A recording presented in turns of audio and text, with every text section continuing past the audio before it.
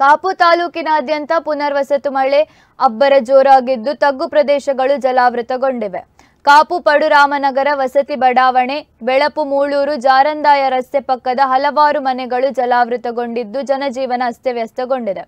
ಕುಂಜೂರು ಶ್ರೀ ದುರ್ಗಾಪರಮೇಶ್ವರಿ ದೇವಸ್ಥಾನ ಜಲಾವೃತಗೊಂಡಿದ್ದು ಅಂಗಣದೊಳಗೆ ನೀರು ನುಗ್ಗಿದೆ. ಇನ್ನಂಜೆ ಮಾರ್ಕೊಡಿ ರಸ್ತೆ, ಬೆಳಪು ಮೂಳೂರು ರಸ್ತೆ, ಎರ್ಮಾಳ್ ಅದಮಾರ್ ರಸ್ತೆ, ಕರಂದಾಡಿ ಕಲ್ಲುಗುಡ್ಡೆ ರಸ್ತೆಯಲ್ಲಿ ಸಂಚಾರ ಸ್ಥಗಿತಗೊಂಡಿದೆ.